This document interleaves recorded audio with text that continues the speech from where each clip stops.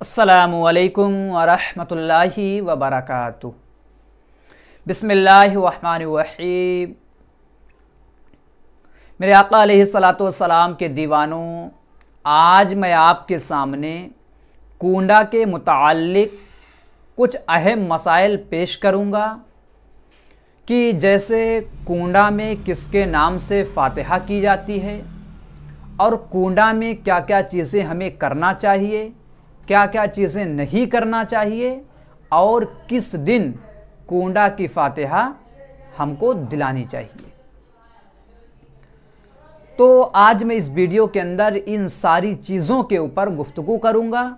आप हज़रात ध्यान के साथ पूरी वीडियो को देखें और अपने दोस्तों तक शेयर भी करें। तो कूंडा की फ़ातिहा किस तरह से होती है?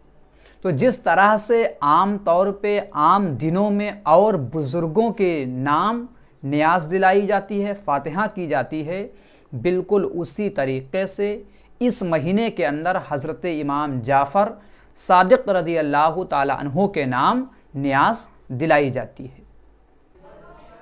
कुछ जगहों पे ये देखा गया है कि लोग इसकी फ़ातिहा के लिए, इसकी नियाज़ के लिए मिट्टी के बर्तन का अहतमाम करते हैं और अपने तौर पे उन्होंने कुछ पाबंदियां राइज कर रखी है जो कि शरीयत के एतबार से बिल्कुल भी ज़रूरी नहीं है। इसलिए किसी भी बर्तन में आप पका सकते हैं और किसी भी बर्तन में उसको खिला सकते हैं। घर के अंदर भी पका सकते हैं और घर के बाहर भी पका सकते हैं, घर के अंदर भी खिला सकते हैं और घर के बाहर भी खिला सकते हैं और दोस्तों के घर पे भी भेज सकते हैं, पड़ोसियों के घर पे भी भेज सकते हैं।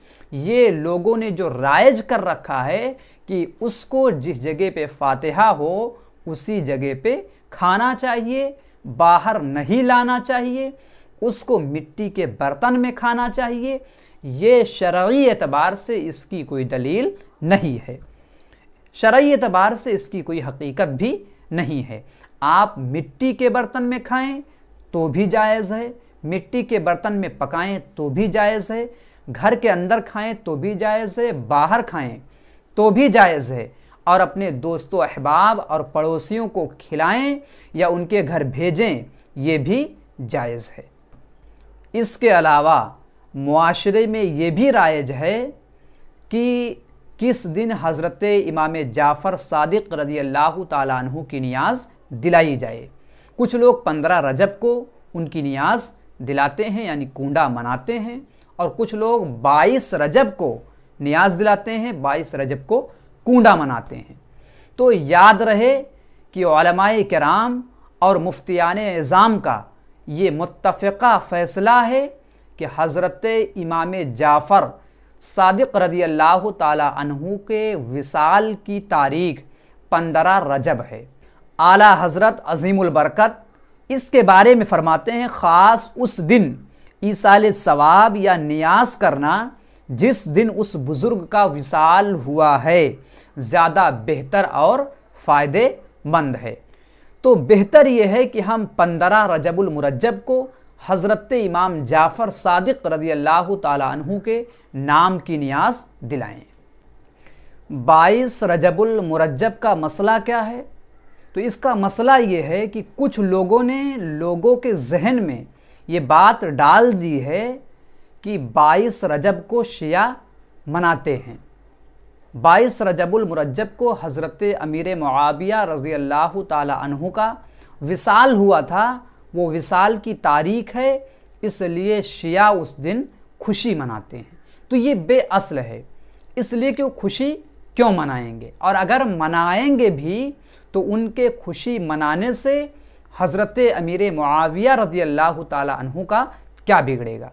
इसलिए कि हज़रत अमीर मुआविया सहाबी रसूल हैं, अल्लाह के रसूल के सहाबी हैं और अल्लाह के रसूल की नज़र में उनका मुकाम बड़ा ऊंचा और बुलंदो बाला है। लेकिन कुछ खुराफाती लोग ये खुराफाती चीज़ें लोगों के जहन में डालते हैं कि उस दिन शिया करते हैं, आप ना करिए।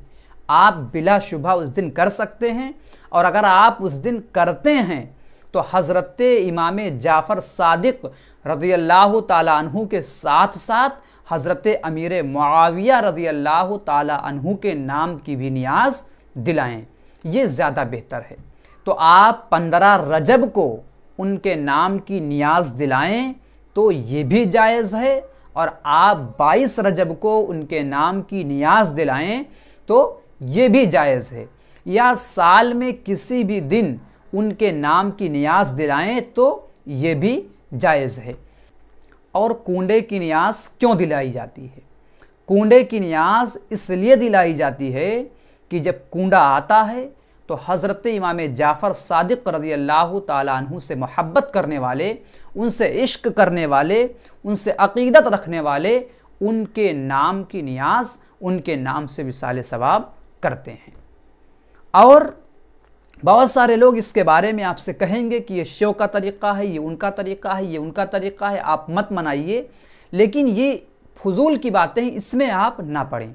इसलिए कि आप उनसे ये कह दें कि अगर ये शिया का तरीक़ा है तो जश्न ईद मिलादुन नबी मनाना किसका तरीक़ा है? ये तो हमारा तरीक़ा है ना, तो उसको क्यों नहीं मनाते? तो उनका मकसद सिर्फ ये होता है कि वो आपको अहले बैत की मोहब्बत से रोकते हैं। उनका मकसद अहले बैत की मोहब्बत से आपको रोकना है, इसलिए आप उनकी बातों में ना आएँ। याद रखें कि मिट्टी के बर्तन में खिलाएं या मिट्टी के बर्तन में खाएं, दोनों जायज़ है। घर में खाएं या घर के बाहर खाएं, ये भी जायज़ है। घर वालों को खिलाएं और पड़ोसियों के यहाँ भेज दें, ये भी जायज़ है।